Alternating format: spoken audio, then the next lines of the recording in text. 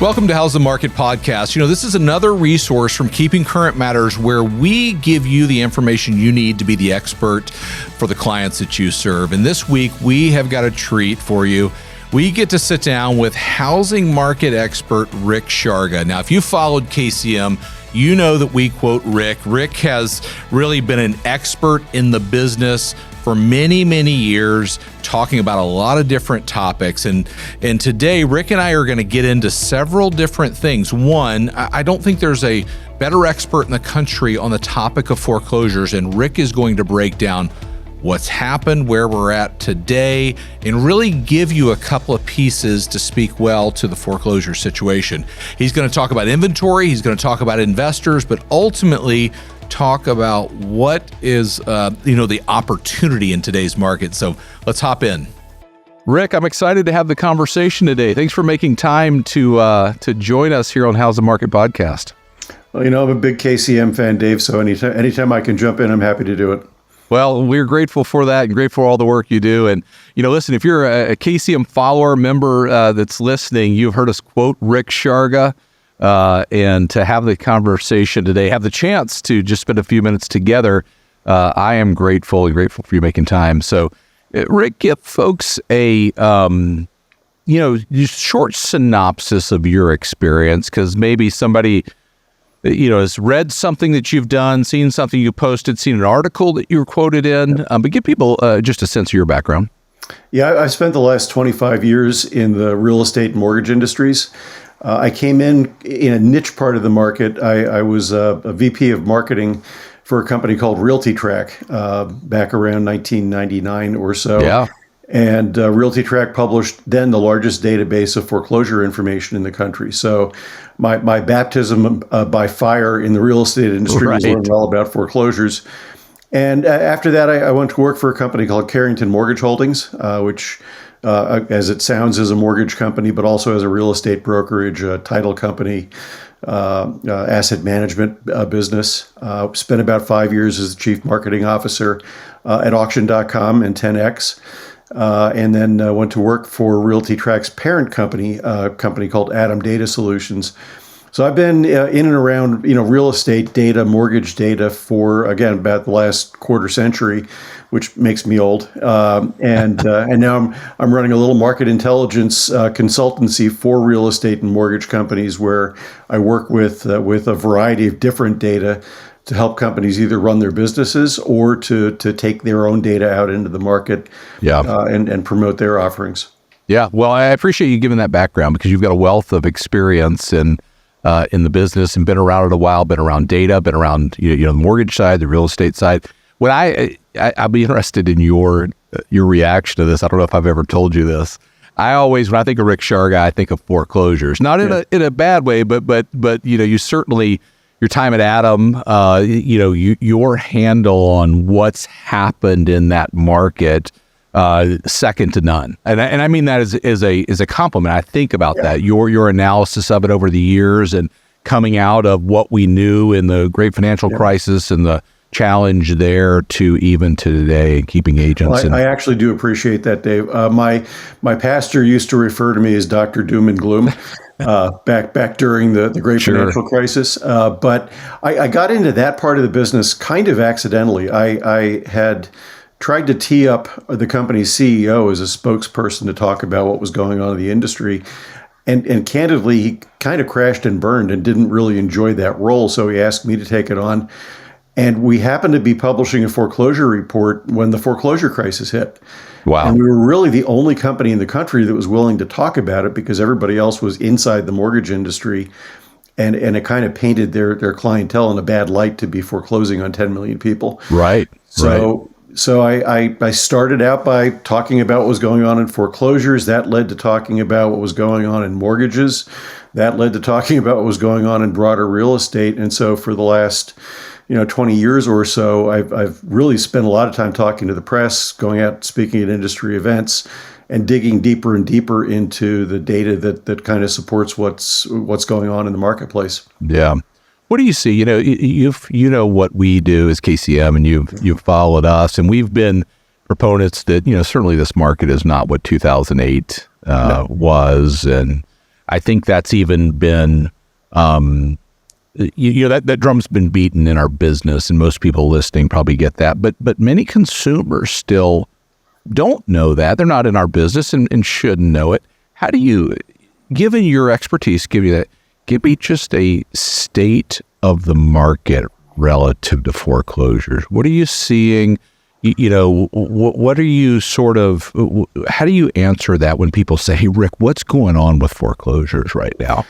What's going on with foreclosures is almost nothing. Right. Is the answer. Right. In a normal year. But some of the why behind that, There is. We can talk about that. Some people point to the government intervention during COVID and think that's the real reason we're not seeing much in the way of foreclosures. The government had a moratorium on foreclosure activity for 2 years. It had a forbearance program where people didn't have to pay their mortgage for in some cases, 3 years. And that certainly dipped foreclosure numbers to artificial lows. But the fact of the matter is, it's really the strength of the economy and the quality of the loans that were issued over the last 10 years that's been keeping foreclosure activity low. So in a normal year, about 1 to 1.5% of mortgage loans are in some stage of foreclosure. Right now, it's just over 0.5%. Wow. And typically there's a pretty strong correlation between unemployment rates and mortgage delinquency rates. And if the most recent unemployment numbers are about 3.7%. And if you look at mortgage delinquencies, they're at about 3.6%. So the fact that we have low unemployment, we've had strong wage growth. The lenders have taken most of the risk out of the loans they write. We're not seeing any more of these goofy loans that they're out of the system and crisis. So I don't see we're not even back to 2019 levels of foreclosure activity, and that year didn't happen to be a particularly strong year in terms of foreclosures either. So we see a foreclosure wave anywhere on the horizon. We've published the quarterly numbers and do that as KCM, and we kind of highlight the moratorium years, and you see the clear trend down. Here's a question from your perspective. Do you see that more as a byproduct of the economy we're in? And certainly when people have jobs and things like that, the economy's growing. There would be less default. I think there's truth to that. But the other fact is the underwriting standards that dramatically change that produce a better product. Like which one of those contributes more to the lower, number of foreclosures? They both do, which isn't the answer you wanted because it's not a good soundbite. But I hear you. But the fact historically, the stronger the economy, the lower the number of foreclosures. So that has a huge factor all by itself. You layer on top of that the fact that lenders have taken virtually all of the risk out of the loans that they were writing. They're mostly writing 30-year fixed-rate conventional loans to highly qualified borrowers, and that drops those numbers down even further. So it's really a combination of those two things. And the other thing that factors in this cycle that's very, very different than where we were 10 years ago is there's $31 trillion of homeowner equity out there. In fact, even among borrowers in foreclosure, about 90% of borrowers in foreclosure have at least 20% equity in their homes. So they're zealously protecting that equity. If you look at consumer loan patterns right now, credit card delinquencies are up, consumer loan delinquencies are up, auto loan delinquencies are up, mortgage delinquencies are down. So borrowers who do own a home are being very, very protective of that equity. Don't you think part of that is a byproduct of 2008? To say we're going to do it differently? I'm not sure if it's a byproduct or if it's a reversal. The running gag back in 2008, we saw auto loan delinquencies very low, but we saw foreclosure rates and mortgage delinquencies very high. And the running gag back then was people were paying their car loan and not their mortgage because you could sleep in your car, but you couldn't drive your house to work. Right. And about a third of all homeowners back then were actually underwater on their loans. So walking away from a home that you owed $50,000 more on than it was worth wasn't as traumatic a decision as walking away from $50,000 in equity. So I think it's a very different market dynamic that we're dealing with right now. That's one of the reasons borrowers are being so diligent about making payments. Well, no, I appreciate your background in that. Listen, I told you this is what I think of you in this topic, and I don't want to. We're sort of having this conversation as a matter of fact conversation. Anybody that's going through a default or going through any type of distress sale or whatever the case is, I feel for them, and I don't want that for them. And to your point, hopefully, if that somebody that was going through that, hopefully they have equity where they didn't back in 2008 and can sell their home and pay a commission, put a little bit of money in their pocket, and being in a different situation than what they were back when people did strategic defaults and walked away. But I appreciate Dave, your background. I'm glad you brought that up, because I think that's an important opportunity for your agents, and I think agents can do well while they're doing good in this circumstance. A lot of borrowers, when they get that first foreclosure notice, think it's game over. They don't realize they have options, and an agent who can explain to them how much equity they have in their house, how to protect that equity, that we're in a market where supply still is far under demand. It gives that homeowner, that financially distressed homeowner, an opportunity to execute a much better outcome than losing everything to a foreclosure auction. I mean, you're sitting on $50,000, $100,000 in equity. You're not going to get that after the proceeds of the auction. But an agent who can guide that distressed borrower through the process, explain what the options are, can help that borrower at the same time they're getting themselves a listing and earning a commission. So it's one of those rare win-win opportunities in the marketplace. And I'd really encourage agents to be looking at their local markets, looking for those borrowers in the very early stages of foreclosure, and target them as people that they can help by doing what they do best. If somebody's listening and they say, I want to help people, and that's really, that's an area we can help today, and literally help somebody in what could be one of the most tragic times in their lives, how would they get that information? There are websites that offer subscription services. The one I used to work for is called Realty Track. Obviously, there's another one called Foreclosure Radar. And if you just do a search for foreclosure listings online, you'll find a number of those. Zillow actually has a lot of this foreclosure information for free. You just have to dig into the site a little bit. But the other thing you can do is talk to your local title agents. A lot of those title agents will have information on the default properties, the defaulted loans, and can get access for you. So you have to do a little bit of homework. You might have to spend a little bit of money to get current records and timely access. But the information's all public record. It's available, so you can get it if you want it. Yeah, no, I appreciate you sharing that. What's the future for this segment of our business? Is this the world that we're going to live in for a while? Do you see them rising? What's your We're seeing foreclosure starts. The first legal notice that somebody start to get closer to pre-pandemic levels. So as cost of living has been high, inflation is high. If we see unemployment go up a little bit, we'll probably see that go up a little bit.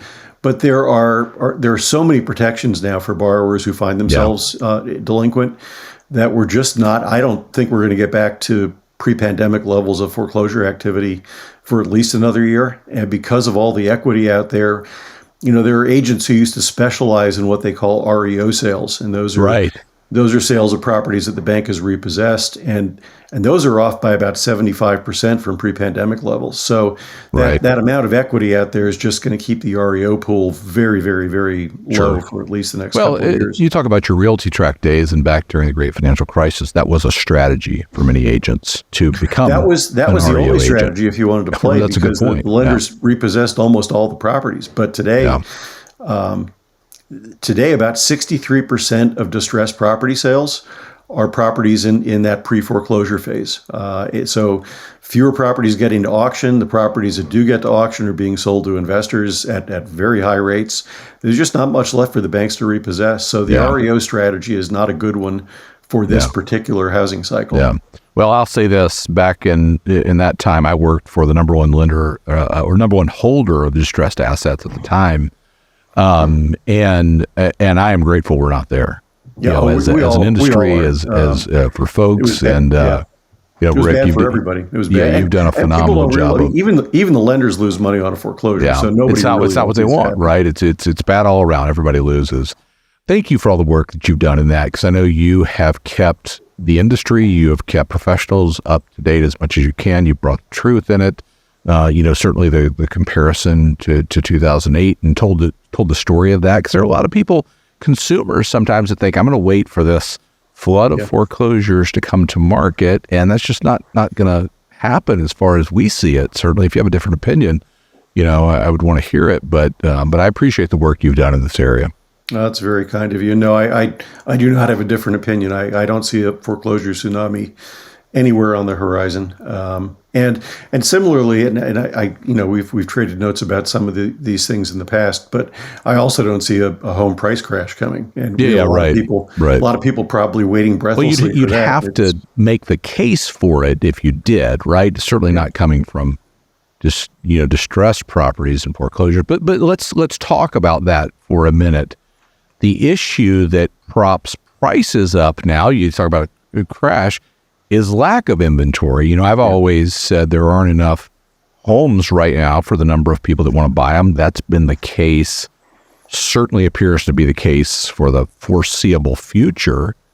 What's your perspective right now on inventory, where we sit? The hard question, I'll give it to you, Rick, is, what is the solution, if any, to the inventory crisis that we face as a industry and as a country?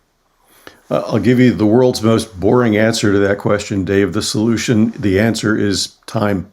Yeah, it's just going to take time. We're not going to build our way out of this mess quickly, because we're dealing with about a decade of underbuilding on the part of the new home builders, and they're not going to get out over their skis this time and overbuild just to have the market catch up.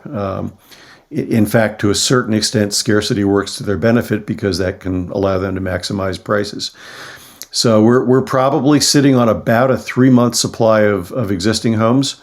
A normal market, we'd be sitting on 6. If you want to go back to the Great Recession again, right before the market crashed, we were sitting on a 13-month supply of homes, so about twice what the market could absorb. And that's one of the reasons that we had an overhang of supply, and that's one of the reasons prices fell. So we're still short supply. New home supply is roughly where it normally is. It's at about a 6 to 7 month supply. But again, the builders aren't going to overbuild in order to make up for past underbuilding. So the theory, I guess, when mortgage rates doubled last year, was that home prices would fall, and that would make homes more affordable, but it would also slow down the contribution that housing was making to inflation. I think a lot of people don't realize that about a third of the government's inflation number is housing costs. So with home prices going up 20% a year and rental rates going up 15% a year, it was contributing to inflation. And we did see home prices come down. They didn't necessarily drop in most markets, but the rate of appreciation declined very rapidly. And according to NAR, we actually went negative for a couple months on a year-over-year basis. But in June, the prices rebounded and started to come back up. And the most recent numbers I've seen from Case Shiller are a 5% year-over-year increase, from the FHFA, a 6.1% year-over-year increase. So ironically, what the Federal Reserve has done has caused mortgage rates to get so high that homeowners simply can't afford to sell their properties. So even though demand has declined because of affordability, supply has declined even further. Right. And what that means is that the properties that are on the market, you have people bidding against each other to buy, and that's driving prices back up a little bit. So just kind of goes to show you that in the broader world of the U.S. economy, it's not an exact science there either. And it looks like there's been a bit of an overcorrection. Well, you bring up several good points, and the fact that we're sitting here at the end of the year, we'll see, when it all comes out in the wash, 4 or 5% price appreciation annually. A couple of months that month over month, was flat, declining.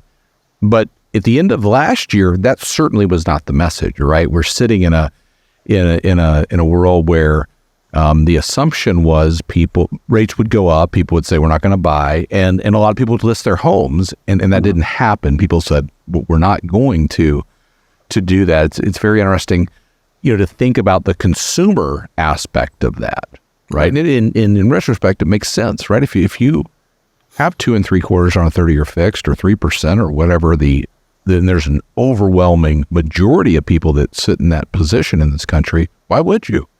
70% of homeowners with a mortgage have an interest rate of 4% or less. If that borrower sells their house and buys a new one at exactly the same price for the house as the house they just sold, they double their monthly mortgage payments. Now, I don't know about you. I know your boss is a good guy. I don't think he's paying you twice what you made last year. Right.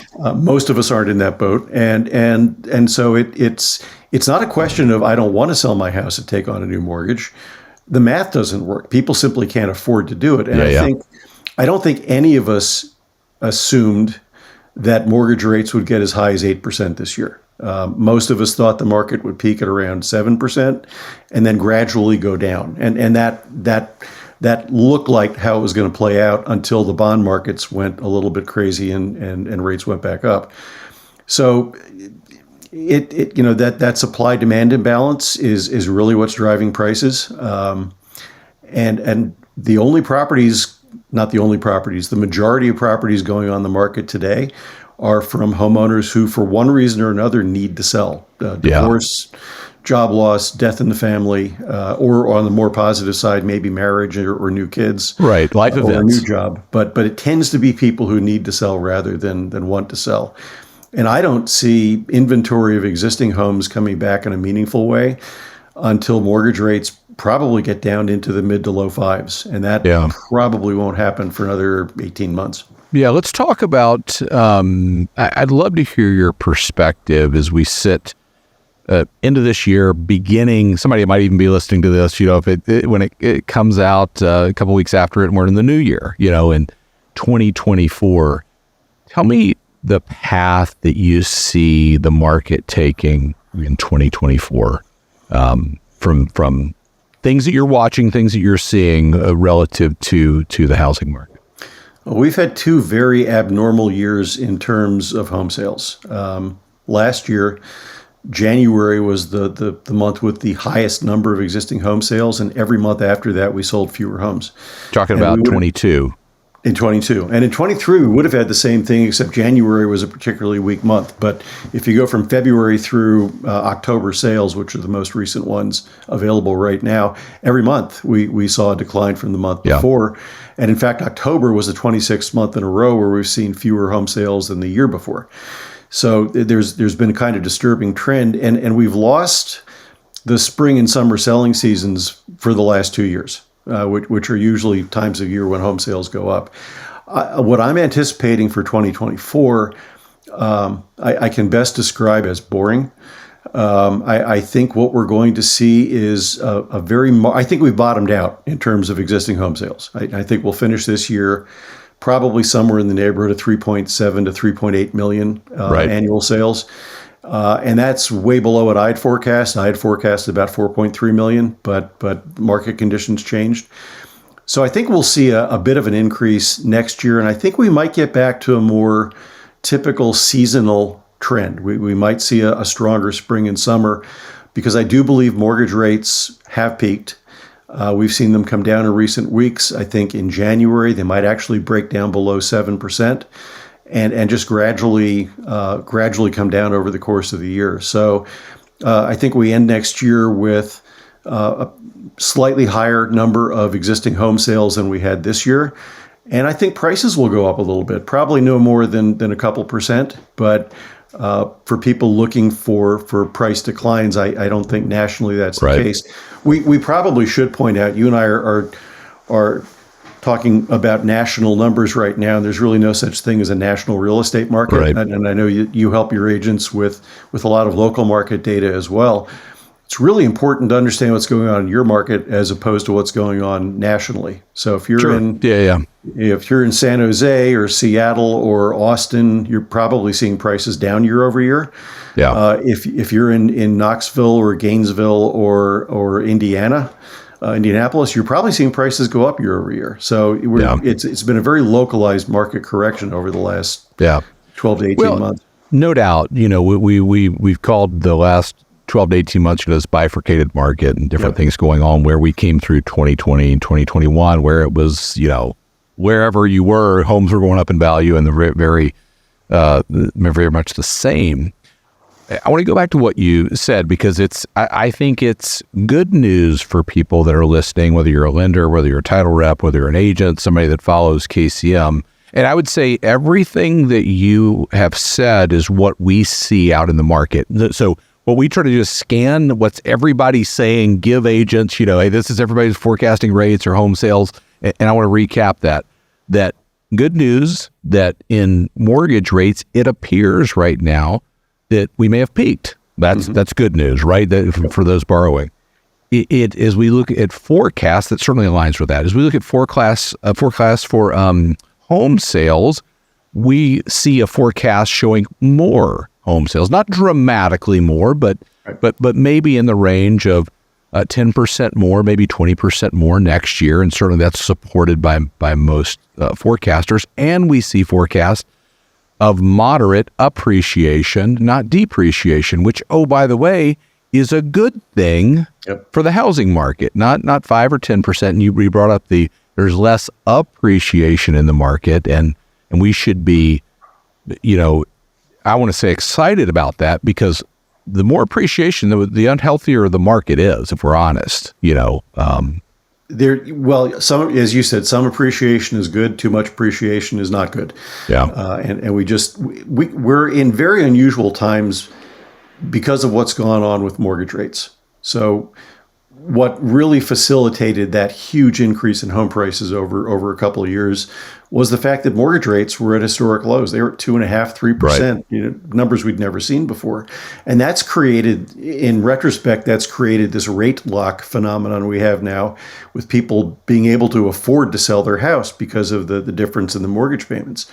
So we've never had that happen before, where rates have gotten so low that when they returned to normal levels, people were stuck in their house and they couldn't sell it. And that's really what we're looking at right now. So what's going to happen is one of two things. We're either going to see home prices deflate dramatically, or mortgage rates crater, or wage growth go up exponentially, and that'll make it possible for people to afford to buy houses. Or, and I think this is the more likely scenario, we go through a 2 or 3 year period where the market just takes its time resetting to these new normal levels. And so what it means is, slow but steady decline in mortgage rates, probably back down into the 5s, and slowing home price appreciation below the rate of inflation, probably, and a very tiny increase in home sales each year for the next couple of years,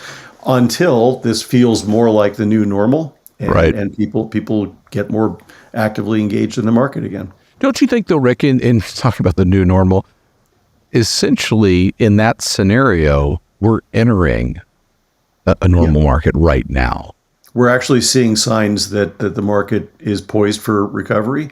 But to your point, and something I said earlier, I think it's a slow recovery. It's not an all-encompassing recovery. The other thing we didn't talk about really is, you talk about bifurcated markets. The market's bifurcated in a number of ways. One is certainly geographically.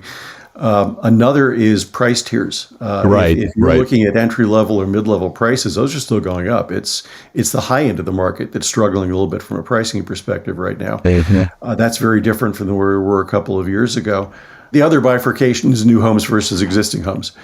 And I do think we will see an increase in new home sales next year. I think the builders will bring more inventory to market, not necessarily a lot more, but more. They're going to close this year out probably with around 675,000 sales, which is, again, higher than most people forecast. I wouldn't be surprised to see that number go up over 7, maybe to 750 next year. And right now, the median price of a new home is very close to the median price of an existing home. And the builders are bringing in thousands of dollars to closing in order to pay down mortgage rates. I was speaking. They're the ones that have won in this market, right? Who have really thought about how do we help the buyer afford this? How do we sort of tweak what we're doing to help navigate the market? Well, the median price of a new home is down 18% from peak. As we speak, we talked earlier about the price of an existing home being up 5 to 6% year over year. So that's a pretty clear contrast. And you add to that. I was speaking to a group in Denver not too long ago, and I saw a local builder advertising 30-year fixed rate loans on their properties of 4.9%. Yeah. So, why would you even look at an existing home if the price is about the same and the mortgage rate's 2 to 3 points lower? Yeah. And so builders have had that advantage, whether it's because they control their own financing, or it's because they're, instead of reducing the price of a home, they're coming in with $30,000 to pay down the mortgage rates. And so they've been able to do that and still maintain their profit margins. Most real estate agents know what's happening. Good agents understand what's happening, but great agents, they can explain what's happening. At Keeping Current Matters, we help real estate agents become experts.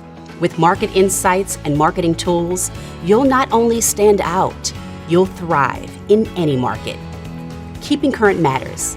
Be the expert. What's your outlook right now for the first-time home buyer and sort of that part of the market feels like the biggest struggle anywhere. There's not a market right now they go, you know what, we've got a ton of that product and we're ready to go. What happens to that? It's not what was around 10 or 20 years ago. You have two countervailing forces at play here, Dave. One is that our normal move-up market is stuck because the homeowners can't trade up. Right. So that keeps inventory off the market, and it also keeps those repeat buyers off the market. So theoretically, we should have more first-time buyers as a percentage just because the move-up buyers can't move. The countervailing force there is that everything's so expensive, and there are low down payment loans available if down payment is the big issue. But if you look at home prices and interest rates, you get a low down payment loan, your monthly mortgage payment is going to be through the roof. So it's a tough market for first-time buyers, and I don't see a lot of relief. But what I do see, and this is mostly anecdotal, I can't give you great data on this, but what I do see anecdotally is more first-time buyers buying more expensive houses than they used to. So they're waiting longer. Yeah. They're a little older when they're buying that first house, but they're plunking money down on a much more expensive property that would have typically been a move up buy, or they're even looking at some of those new homes as their alternative. I think you're absolutely right, and it's more than anecdotal, and I'll tell you where it comes out at. The buyer-seller generational trends report that NAR publishes every year exactly says that. It shows the average first-time home buyer and that's going up in age. So I think it exactly aligns with what you're saying. There's still a demand. There's still a demographically driven demand curve that will provide a huge tailwind to the housing market. We have a ton of millennials that the largest cohort now is between the ages of 29 and 34, I believe, 29 and 35. Right. Peak home buying years. Peak home buying years, and they haven't been able to buy. One of the opportunities this is presented, by the way, is opportunities for people that own rental properties. If you're dealing with somebody who's ready to buy a house but can't because of affordability issues, they'd probably rather rent a house than rent an apartment. And all things being equal, they may have a family, they may want to move into a school district area where they just can't afford to buy right now. And I saw some research from John Burns research that said at 7% mortgage rates, about 21 million potential buyers basically got sidelined because they simply couldn't afford to buy a house at those mortgage rates. So I think rental demand becomes a factor at play for the next couple of years until these things normalize a bit. Yeah. No, I love all the work that John Burns does. We had him on the podcast a few weeks ago. John's great. They do such a great job. Let's keep talking about this because you're bringing in a very interesting topic on rentals, which is investors. How they are responding, what they're doing in this market. Certainly, in the last couple of years, if you're an investor, if you're flipping, you've done that. What's the status of just the investor sort of posture right now in real estate that you see? So I've actually been doing some real estate investor research for a private lender called RCN Capital. Do a quarterly survey, and investors are remarkably optimistic about the future. What's interesting is that the fix and flip investors seem to be a little bit more optimistic than the rental property investors do. Okay. And that could be because we're seeing home prices come up a little bit, which is good for flippers in terms of their resale profit opportunities. And we've seen rental rates come down pretty dramatically. And so that could be squeezing some of the profit margins out in terms of the renter investors.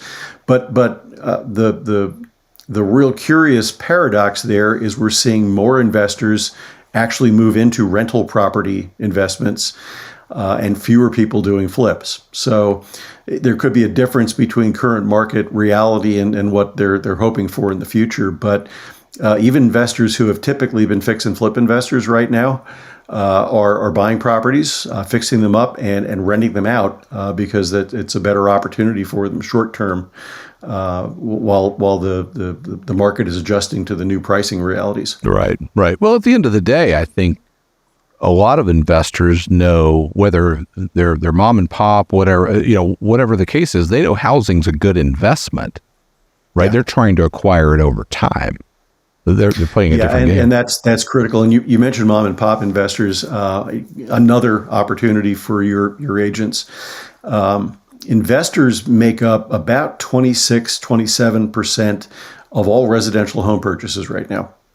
And people think of Blackstone and American Homes for Rent and Invitation Homes and these big institutional investors.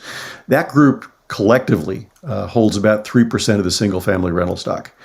Over 90% are owned by mom and pop investors who own less than 10. Yeah. And those are people who work the local markets, who have some cash, and typically aren't as constrained by financing costs as you might expect because they're bringing cash to play from some of their other properties to buy new assets. So there are a lot of opportunities out there to work with investors. They become good repeat customers. Right. They're not the same to work with as consumer buyers by any means. But for agents who learn how to work with investors, it's actually a pretty good time in the market right now. Yeah, that's a great point. I think the couple things that I want to say about that. First of all, I appreciate you pointing that out as an opportunity going into next year. Like, who are the investors you're working with, right? But the other opportunity it's already happening. There is a talking point in this country that private equity firms and Wall Street's buying up all the homes. Right. And we've been a vocal mouthpiece to say that's not the case. In resident, they're buying, but it's not the overwhelming majority, like what you've said. When you start to look at that, and certainly I would anticipate going into an election cycle, that will be a talking point in housing, right? You've got to stop the investors.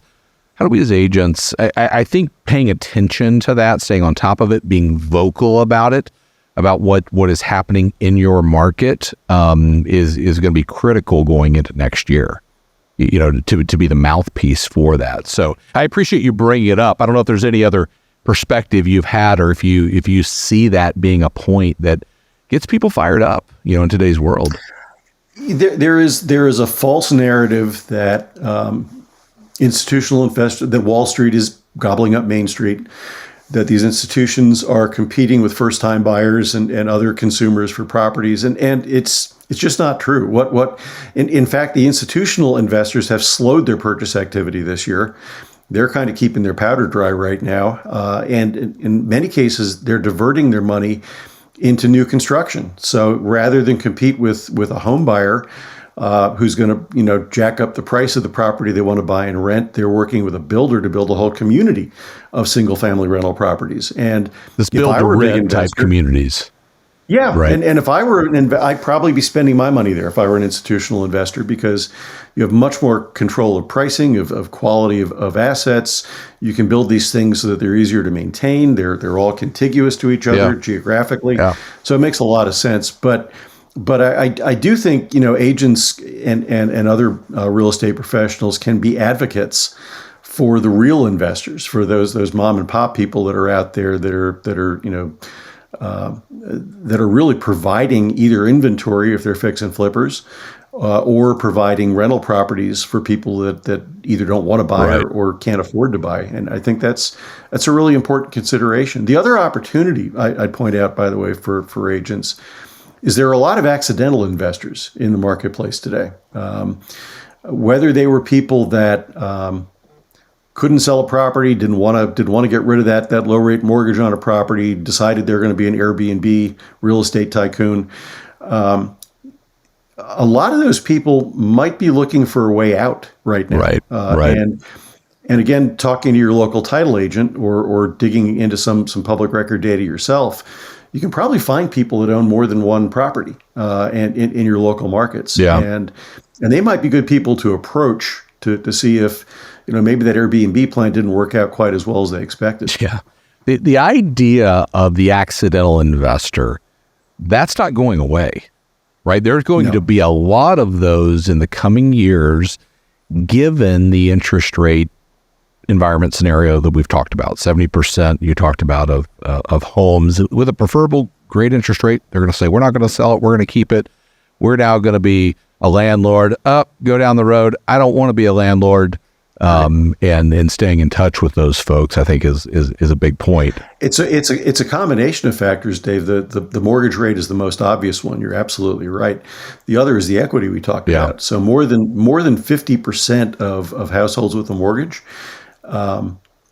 are equity rich, which means the house is worth at least twice what they owe on the mortgage. So think about that. You want to talk about an accidental investor. You have somebody who can maintain a very low mortgage payment on the current property because of the rate they have, but tap into the equity to go buy another property where they're going to live. So it's that very unique confluence of factors that's created a lot of these wannabe real estate tycoons. Yeah, I hear that. I appreciate you sharing that, because it's a nuance of the market that I think spending time on as an agent, as a lender, as somebody in the title business, understanding it, putting content out there, being educated on it, and you're one of the best, Rick, to do that. Let's talk, in the next few minutes that we have before we wrap up, just about the rising cost environment. Affordability is an issue, and we've talked extensively about that relative to wages and mortgage rates and home prices. But you also bring in perspective on just the rising cost to buy a home. Can you talk just a little bit and give people perspective on what's happening in home buying right now? Yeah, I mean, the financial responsibility of home ownership has probably never been higher. And that goes for anything from repair costs, which I saw a recent report from a company called Verisk that showed that on a quarter-over-quarter basis, the cost of repairs in a house went up by almost 2%. Compared to a year ago, they're up almost 7%. And if you look at them over the last decade, they're up by 64%. So we saw a huge spike during and right after the pandemic. So repair costs are up, but more than that, insurance costs, particularly if you're in states like California, Florida, and Texas, where there's been a lot of, or Louisiana, Alabama, where there's been a lot of natural disasters. We're seeing people with their insurance premiums double or triple, or they can't get insurance at all. So now one of the things an agent has to worry about is, can not only can their buyer afford the principal and interest on the mortgage for a property, but are they going to be able to layer on top of that the cost of their insurance premiums? Are they going to be able to get insurance, which is a mandatory thing to have if you're going to have a mortgage?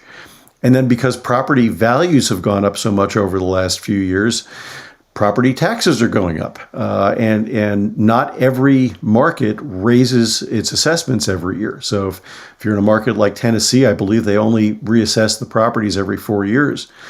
So you could have had 4 years of home price appreciation built into your next tax bill, Right. which is going to be sticker shock for a lot of people. So you factor in inflation, higher home costs, higher mortgage rates, higher insurance costs, higher tax bills, higher repair costs. Affordability becomes more and more of a challenge for your average everyday home buyer or homeowner. Yeah. What is your outlook for the future for affordability? We certainly, as the fact, let's hope rates have peaked, and it certainly seems the case going into next year. That bodes well for affordability, right? Less aggressive and higher home price appreciation. If we appreciate in a more normal path, that bodes well for affordability. Rising wages bode well for affordability. My outlook is that as we look into the future, those are all good things. I'm interested in your perspective on that topic. Yeah, 2023, according to every economist I follow, was the least affordable year for housing in history. 2024 probably won't feel a whole lot better, but you've basically stolen my thunder, Dave. The three legs of the affordability stool are finance costs, home prices, and wages. And people tend to forget wages. Wage growth has actually been pretty solid for the last few years. At a higher clip than the past. Yeah. Yeah. Now it was eclipsed by inflation, which you suddenly your wages are up 6%, which is very, very high, but inflation's at 9%, so you're still behind the eight ball. I think the most recent wage growth numbers I've seen were about 4% on a year-over-year basis, which is higher than inflation now. That's a good thing. So I think over time, and we talked about time being a major component before.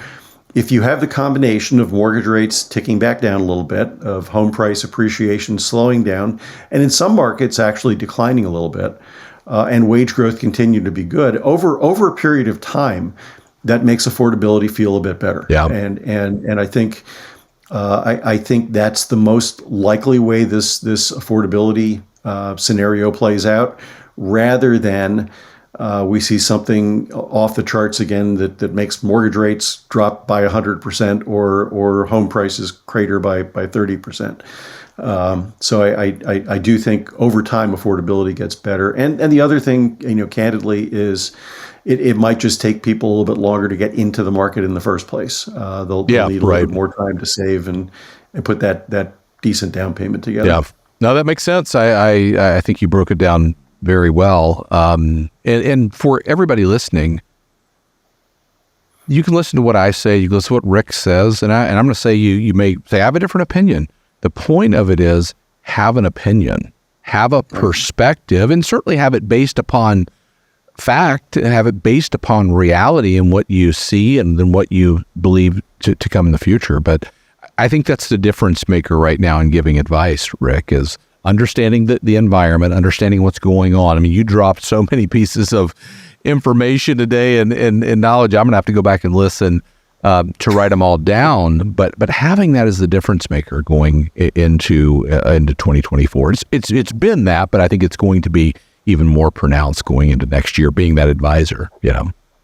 Agents that I've talked to across the country have expressed a lot of confusion and concern about where the market's going, and fear. And these are real estate professionals. So imagine as an agent, if you're confused, what's going on in that consumer's mind, and the value that agents can bring, the brokers can bring to their customers today is some of this data, some of this knowledge. It doesn't mean you have to have all the answers, but you at least have to have enough facts that you can help them ascertain what direction they want to move. Yeah, in. right. I was talking to somebody yesterday who said, "What do you think about the date the rate and marry the home?" Saying, and I said, sounds great on paper, but I would advise caution to anybody who's buying a home counting on rates to come down. Right. I feel the same way. Right. Buy what you can afford. Buy a house because you can afford it, because you like it. And if rates go down, that's a cherry on the sundae. But that's not the sundae. Well, I think you bring up a good point, and I want to say this, Rick. The work that we do at KCM, and ultimately agents getting it out in the market, bringing value to their client, as you said, we can only do that in part by the great work that you do and you've done. So here from me, we're grateful for it, because what we try to do is take what you're doing and some of the great work that you publish and amplify it, and kind of shout from the mountaintops, go, hey, look at what Rick just said. And this is what we need to get in the hands of buyers and sellers right now, or folks that are asking the questions. So from us, hear it from me, we're grateful for that. And thank you for your dedication to bringing all that to great agents, loan officers, anybody in the housing market that's looking to get that information and get it out. We're grateful for it. I appreciate the kind words, Dave, and it makes me that much more enthused about doing more and more of it as we go forward. I hear you. Well, we're excited to do that. And listen, I've thoroughly enjoyed this conversation. We've got to do it again. That's the one thing I'm going to ask you for, even on the spot here. We've got to do it again. I enjoyed it. I'd be delighted, Dave. It was a pleasure, and look forward to the next one. That was an awesome conversation with Rick. I thoroughly enjoyed it and meant what I said at the end there. I want to have Rick back on because he's such a wealth of knowledge. He's got the information, and I think in today's market, having the information, then communicating it to our clients is what we have to do. At Keeping Current Matters, we believe every family should feel confident when buying and selling a home, and that is our goal with conversations like this. It's the goal with the podcast, is to bring you into those conversations. So here's what I want you to do. If you like this episode, please like it and subscribe and share it with somebody that you know that could benefit from it as well. And we'll see you next week.